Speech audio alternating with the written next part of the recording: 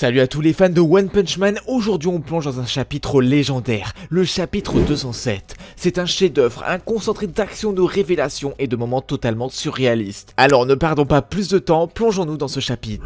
Le chapitre s'ouvre sur un moment intense. Void poignarde Blast tout en le confrontant à ses échecs. Il lui balance des vérités brutales. Tu as atteint le sommet des héros, mais à quel prix? Tu provoques des catastrophes à ceux qui t'entourent à cause de tes idéaux. Il enfonce alors son épée en lui demandant qui il a réussi à protéger. Et ce n'est pas faux, Blast, malgré son titre, a été absent 20 longues années et ses échecs, notamment face à Garou, sont bien réels. Même ses alliés doutent de lui. Void, lui, joue avec ses faiblesses psychologiques, allant même jusqu'à utiliser son fils pour le déstabiliser. C'est brutal, c'est sombre, et c'est ça qu'on aime. Mais attention, Flash apparaît, donnant un coup d'épée à Void qui arrive facilement à l'arrêter.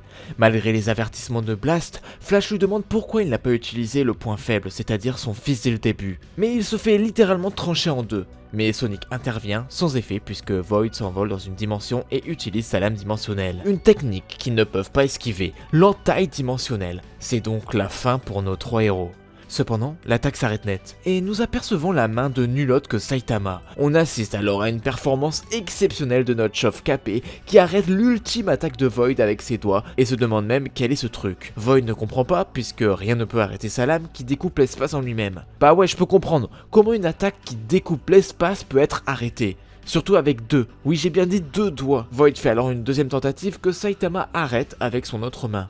Ouais, là c'est carrément du manque de respect. Il réalise alors que c'est peut-être ce qui a découpé le QG de l'association des héros.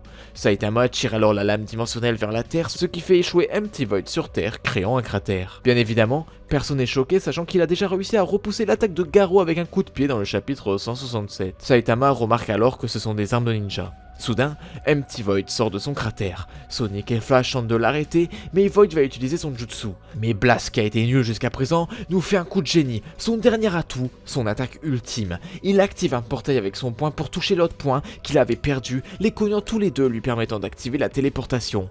Il attaqua alors Void d'une attaque surpuissante, s'alignant à ses coordonnées, créant une fusion entre les deux qui ravagera leur structure biologique. Blast, dans ses derniers mots, dit qu'il compte sur Sitch. Mais malheureusement, les deux se séparent. Le pouvoir de la lumière repousse Blast. Et oui, Blast utilisant le pouvoir des ombres et Void celui de la lumière, et ben les deux ne peuvent pas fusionner. Mais pendant ce bref instant, leurs consciences se croisent et Blast a un aperçu des souvenirs de Void, où l'on voit Void tenir un cube et comment Dieu l'a corrompu. Dans ce souvenir, on voit aussi la femme de Blast. Alors, est-ce que ça veut dire que Void est jaloux de Blast ?